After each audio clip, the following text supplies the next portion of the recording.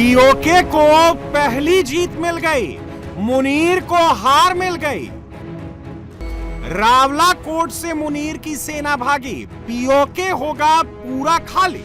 पाकिस्तानी सेना बंकर छोड़ छोड़कर भागी।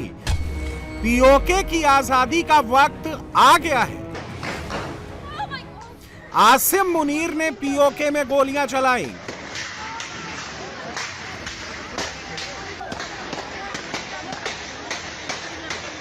गोले दागे, सड़कों पर खून बहाया, लाशों का ढेर लगाया, लेकिन आखिरकार मुनीर की फौज को पोस्ट खाली करके भागना पड़ा।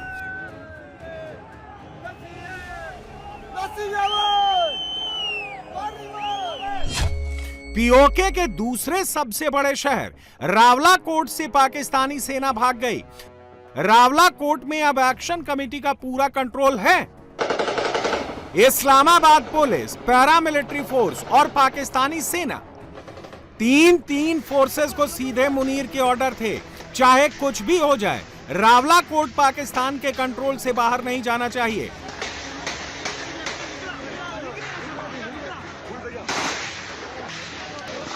रातों रात पाकिस्तानी सेना की अतिरिक्त टुकड़ियां पीओके के रावलाकोट शहर में भेजी गईं। जैसे ही पीओके का आंदोलन रावलाकोट के पास पहुंचा, अंधाधुंध फायरिंग शुरू कर दी गई।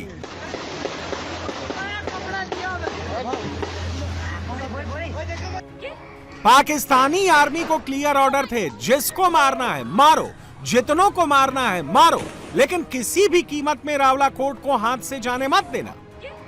पाकिस्तानी सेना ने बिल्कुल ऐसा ही किया।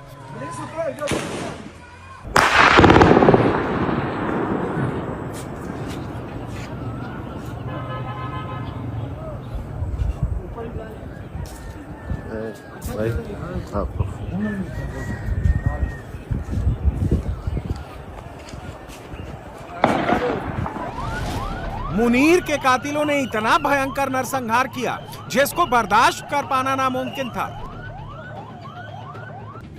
पीओके में पाकिस्तानी सेना के खून खराबा के वीडियो जिसने भी देखे वो अपने आंसू नहीं रोक पाया। जिस तरह से सड़कों पर लाशें बिखरी थीं, जिस तरह से रावलाकोट को जलियांवाला बाग बनाया गया था, मुनीर को लगा था कि अब पीओके वालों की हिम्मत टूट जाएगी, लेकिन यही मुनीर का कैलकुलेशन गलत साबित हुआ। गोलियां चली, लोग मरे, लोग घायल हुए, लोग गिरे,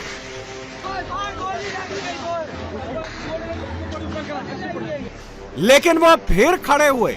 पाकिस्तानी आर्मी ने मिसाल बनाने के लिए सबके सामने पीटना शुरू किया, लेकिन ये दांव भी उल्टा पड़ा। पाकिस्तानी सेना गोली चला रही थी, रावलाकोट को धुआं धुआं कर डाला। पीओके के क्रांतिकारी गोली का जवाब पत्थर से दे रहे थे और आखिरकार वो पल आ ही गया जब पाकिस्तान आर्मी की गोलियां खत्म हो गई और हिम्मत टूट गई।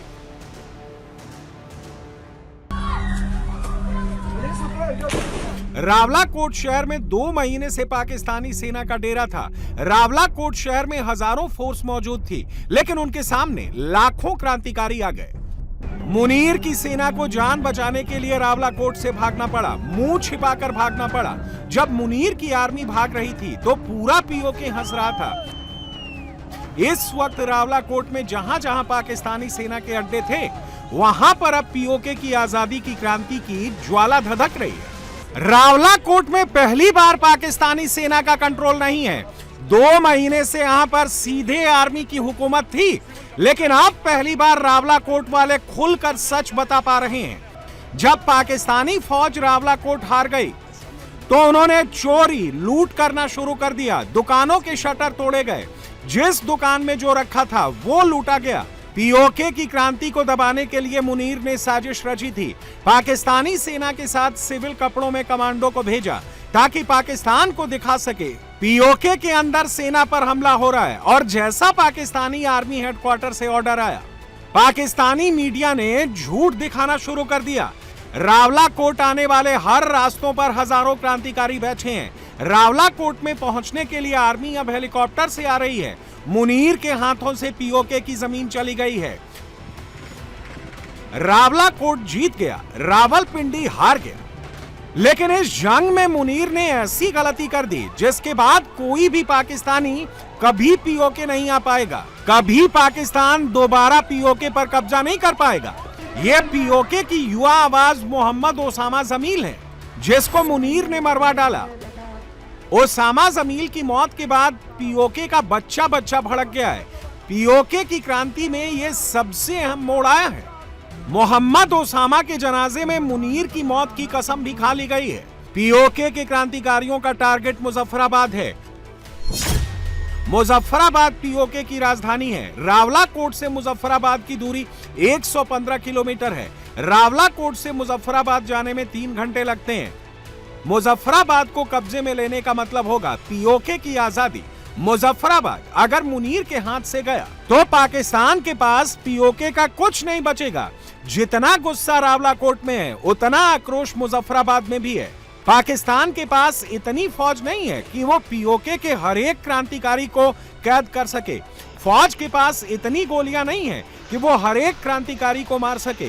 पीओके और आजादी के बीच में अब सिर्फ मुजफ्फराबाद है।